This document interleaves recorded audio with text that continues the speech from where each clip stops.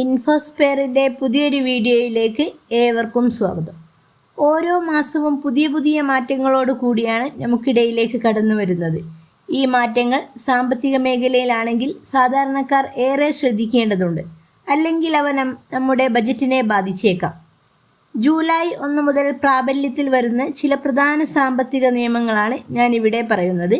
അവ നിങ്ങളുടെ നിത്യജീവിതത്തെ എങ്ങനെ ബാധിക്കുമെന്ന് നോക്കാം. UPI സുരക്ഷ മുതൽ ഗ്യാസ് സിലിണ്ടർ ബുക്കിംഗ്, അതുപോലെ വിലയിൽ മാറ്റം എന്നിവ വരെ ഇതിൽ ഉണ്ട്. ഇതിൽ ഒന്നാമത്തേത് ആധാറുമായി ബന്ധപ്പെട്ടതാണ്. ആധാർ മൊബൈൽ ആപ്പ് വഴി ഇമെയിൽ വിലാസം പുതുക്കുന്നതിനുള്ള 75 രൂപ ഫീസ് ജൂലൈ 1 മുതൽ ഡിസംബർ 31 വരെ UIDAI പൂർണ്ണമായും ഒഴിവാക്കിയിരിക്കുകയാണ്. രണ്ടാമത്തെ കാര്യം ട്രെയിനിൽ യാത്ര ചെയ്യുന്നവർക്കുള്ളതാണ്. ടിക്കറ്റ് ഇല്ലാത്ത യാത്രയ്ക്കുള്ള കുറഞ്ഞ പിഴ 250 രൂപയിൽ നിന്ന് 500 രൂപയായി ഇന്ത്യൻ റെയിൽവേ ഉയർത്തി. സ്ത്രീകളുടെ കോച്ചിൽ യാത്ര ചെയ്യുന്ന പുരുഷന്മാർക്ക് 2500 രൂപ വരെ പിഴ കൊടുക്കേണ്ടി വരും. അതുപോലെ ട്രെയിനിൽ അപകടകരമായ വസ്തുക്കൾ കൊണ്ടുപോയാൽ 10,000 രൂപ വരെ പിഴ ഈടാക്കുന്നതാണ്. മൂന്നാമത്തേത് എണ്ണ കമ്പനികൾ ജൂലൈ 1 ഗാർഹിക വാണിജ്യ സിലിണ്ടറുകളുടെയും CNG PNG എന്നിവയുടെയും വില അന്താരാഷ്ട്ര വിപണിക്ക് അനുസരിച്ച് പുതുക്കുന്നതായിരിക്കും.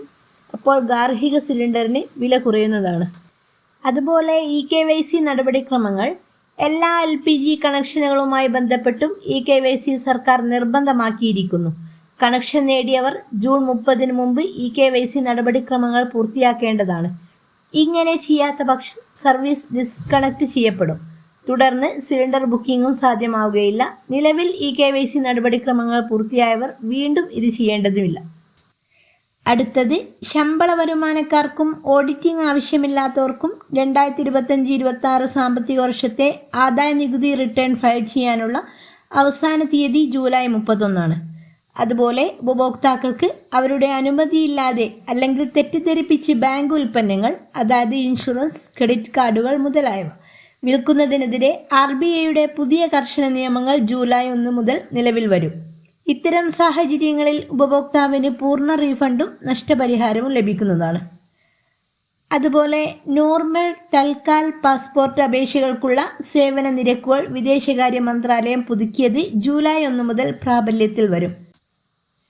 അടുത്തത് HDFC, യെസ് ബാങ്ക് തുടങ്ങിയ ബാങ്കുകളുടെ ക്രെഡിറ്റ് കാർഡുകളിൽ ലഭ്യമായിരുന്ന വിമാനത്താവളങ്ങളിലെ സൗജന്യ ലോഞ്ച് സൗകര്യം ലഭിക്കുന്നതിനുള്ള മിനിമം ത്രൈമാസ ചെലവ് പരിധി ഉയർത്തിയിരിക്കുകയാണ്. അതുപോലെ HSBC കാർഡുകളിൽ ചില പേയ്മെൻറ്റുകൾക്കുള്ള റിവാർഡ് പോയിന്റുകൾ നിർത്തലാക്കുകയും ചെയ്യും. സിറ്റി ബാങ്ക് ക്രെഡിറ്റ് കാർഡുകൾ ജൂലൈ 15 പൂർണ്ണമായും ആക്സിസ് ബാങ്കിലേക്ക് മാറ്റപ്പെടും. അടുത്തത് ഇറാനെതിരായ US-ഇസ്രായേൽ യുദ്ധവും ഹോർമുസ് കടലിടുക്കിൻ്റെ അടച്ചിടലും മൂലം ഉണ്ടായ പ്രതിസന്ധികൾക്കിടയിൽ രാജ്യത്തെ ഇന്ധന ലഭ്യത ഉറപ്പാക്കാൻ ഈ മാസം ആദ്യം ഏർപ്പെടുത്തിയ അടിയന്തര നടപടികൾക്ക് വിരാമമിട്ടുകൊണ്ട് ജൂലൈ 1 മുതൽ പെട്രോൾ, ഡീസൽ വിൽപ്പനയിലെ താൽക്കാലിക നിയന്ത്രണങ്ങൾ ഇന്ത്യ പിൻവലിക്കും.